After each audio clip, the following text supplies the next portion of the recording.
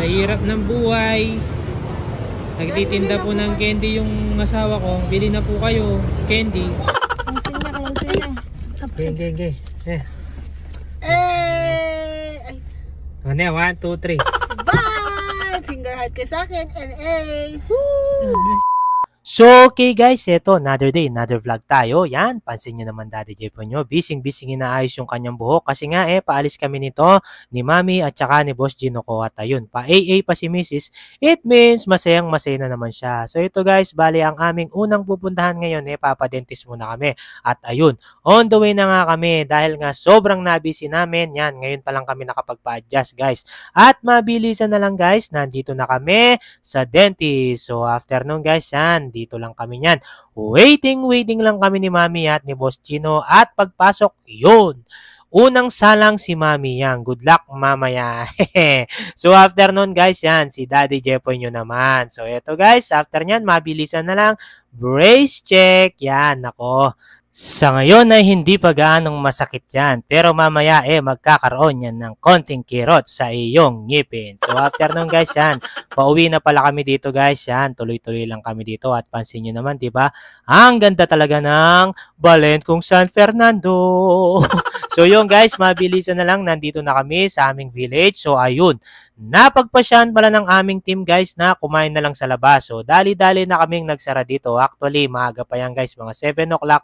Pero usually talaga yung pagsasara ng tindahan ni Daddy Jepo nyo 9 o'clock PM. So yun guys, mabilis ang pagsasara na lang din. So yan guys, talagang masaya kami ngayon kasi nga yan, ititreat lang namin ng konti yung sarili namin para naman sa mga ginagawa namin araw-araw. Yun, sa aming konting kapaguran. So yan guys, nako, may isang excited dito at alam nyo na kung sino yon. Syempre wala nang iba, yon yung aking kapatid kasama namin. So yun guys, on the way na nga kami kung saan kami kakain. Yan guys, tuloy-tuloy lang kami dito at habang nasa sasakyan, kwento-kwentuhan lang, napakasarap sa banding at ayun, napagpasyahan pala ng aming team na mag-samji. Yan, ako, yung kapatid ko sobrang excited na, mukhang hindi nga lang.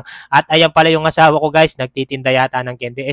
Hindi, joke lang, may kamit wala siya dyan na nag-order ng kanyang mga ginagawang printing. So yun guys, to make the long waiting short, yan, Daddy Jepo nyo agad nang pumunta dito sa kuhanan ng side dishes. So yan guys, sa pinagkainan pala namin, yung mga side dishes, ikaw yung kukuha. Grabe, napakagandang setup nito guys, unli talaga yan, pati yung meat, yan, grabe, tuloy-tuloy lang kami dito. So yan, Daddy Jepo nyo, yun, tuloy-tuloy lang sa pagkuha at boom, mansinin nyo naman, excited na tayong kumain. So yun, first bite, ang sarap guys, grabe, ang tagal na namin hindi nagagawa talaga ito. So yan, enjoying the food lang kami guys, yan yung pa yung pinakamasarap, kasama mo yung iyong asawa. Wow, sana ikaw naman ang magbayad. So yan guys, Daddy Jepo nyo, enjoying talaga kaya thank you Lord ka na lang talaga. Ito yung pinakamasarap talaga guys sa pakiramdam pag nagtatrabaho ka ng mabuti at nag-hustle ka ng mabuti, kahit papano natitreat mo yung sarili mo sa mga ganitong sitwasyon. So after nun guys, yan, may pa-drinks din pala dito. Kaya thank you Lord talaga. At ayun, ako, pansin nyo naman. Hi! Thank you Lord. Yon, na food ko mayata ako pero nawala ito guys nung binigay na yung bill.